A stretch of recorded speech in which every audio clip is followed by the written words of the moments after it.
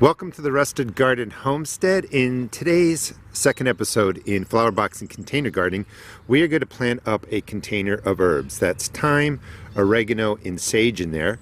And you can see I'm also using some fabric pots. That is different mints, lemon balm. We'll talk a little bit about that.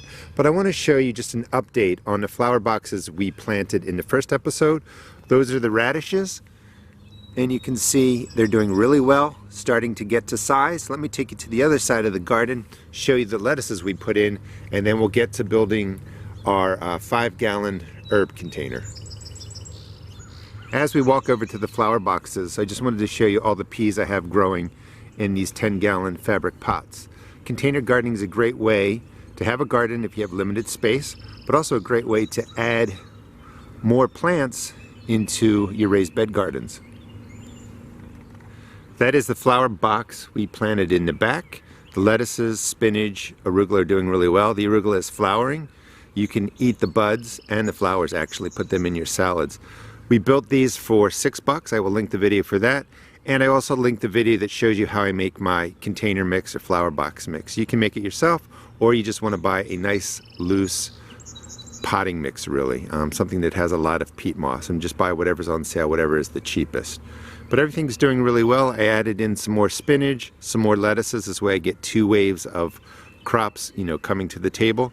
And I planted more radishes. It's great to plant your radishes like every 2 weeks. This way, as you're harvesting your bulbs, you have new radishes coming in. And these again are the cool weather crops. They're great for planting here in Maryland Zone 7 in April, May, and a little bit into June. But once the warmth comes, the plants don't leaf out as much. They go right to bolting, which means they try and flower. Their flavor changes, and it's time for the warm weather crops. Herbs do really well in containers. Here are a couple of them, and we're going to plant oregano, thyme, and sage. Now, all of these I grew myself starting in January, and I really recommend doing that. I will link videos for that. It's my indoor grow light series, basically. But this is mint, oregano, thyme. The thyme's a little bit purple and beat up because it's been so cold here, but that'll be perfectly fine as it warms up. Some more thyme. That is an oregano that I up-potted, and some more oregano. And these all been growing a couple of months. Started them indoors. They've been outside for a while. Now, why is that important? Because these really cost pennies a plant when you do it this way. I had to buy sage. For whatever reason, I forgot to seed start it. But when you go to the stores, your herbs are going to be about $3 to $4 a pot, so it can kind of get expensive. If you do it this way, start them yourself, you will save a lot of money, and you can make multiple containers. You can give these away as gifts. But let me show you how easy it is to get them into a 5-gallon container. So this container is a 5-gallon paint bucket or food container, and it's really about 5 to 6 gallons. Now, these are root pouches that I sell at my seed shop. I am affiliated with them.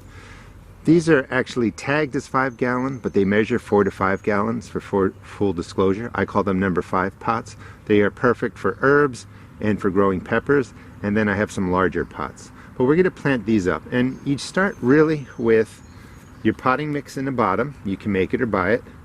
And we're going to add in 1 to 2 tablespoons of any organic fertilizer. They're all basically the same. You want to stay around, if you can find it, a 555 NP and K. A couple numbers higher or lower is fine. So we're going to mix that into the bottom half. And again, really, 1, 2, 3 tablespoons. The granular type is a slow release. So this will help feed your plant over the season. And then you fill the second half. And the reason we split it up is so that we could mix some of the fertilizer down in the bottom.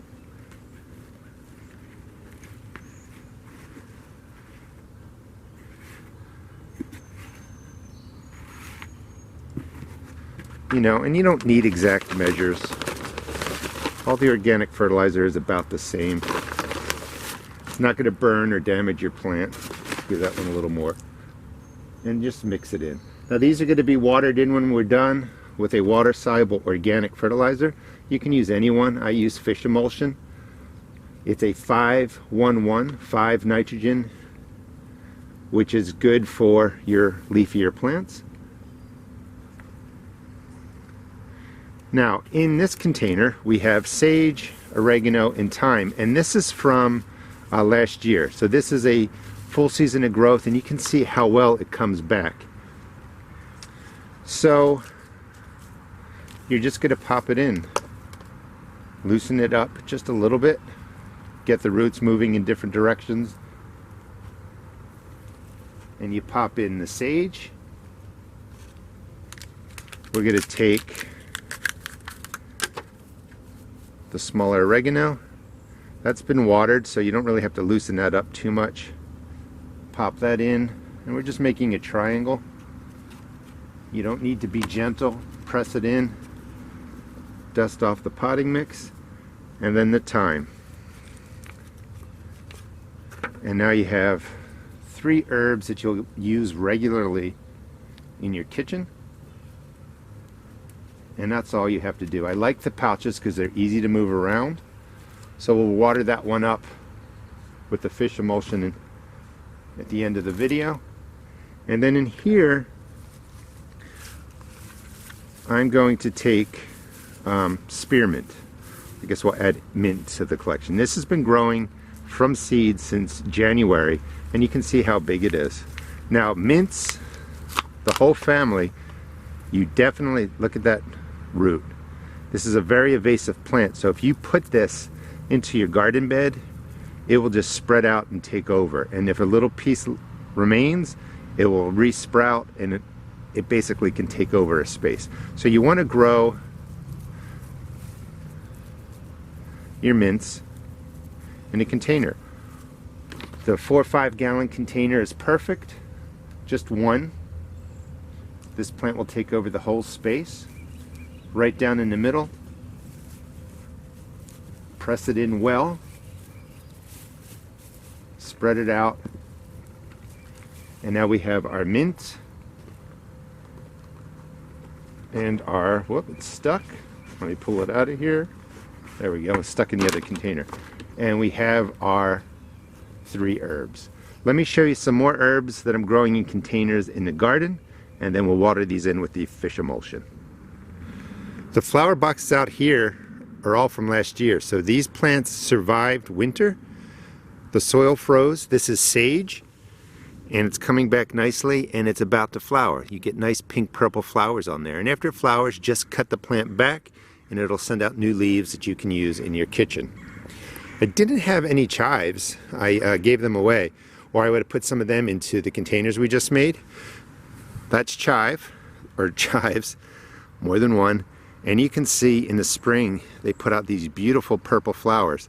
Now the stems under the flowers are tough. You don't really cut those up and use them, but you can cut these flowers off. You can stir fry them, put them in scrambled eggs, put them in white vinegar, make a chive vinegar. And then once they're done flowering, you cut this back too, and you get all this new great growth. This is all oregano. And again, these plants stayed out here all winter, froze, did really well. Your herbs are nice and hardy. That's lavender. Some people cook with lavender. You can put that with chicken. It pairs together nicely. And then here's a couple other areas that I'm getting set up. There is, let's see, we'll start with lavender right in the corner. Some more oregano, and you can see it's a little dark, a little beat up.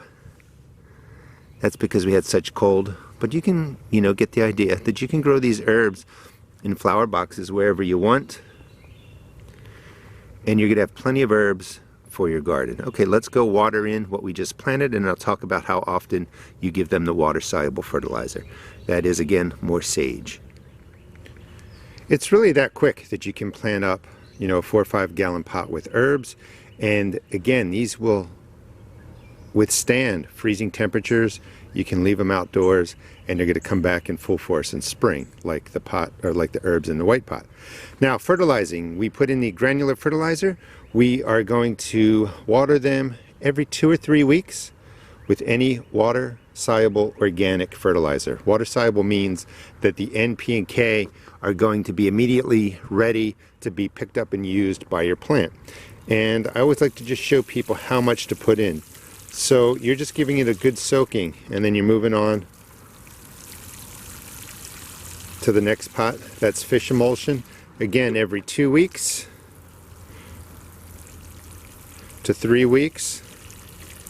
This counts as a watering, but when it's hot, you're not going to be fertilizing every time you water. These may need to be watered, you know, once a day at high summer, or realistically about 3 times a week when the summer heat kicks in. And then we're going to water in the new plants. Fish emulsion or any organic fertilizer is not going to harm you, but you want to pick anything that you're going to use before you put the fish emulsion on.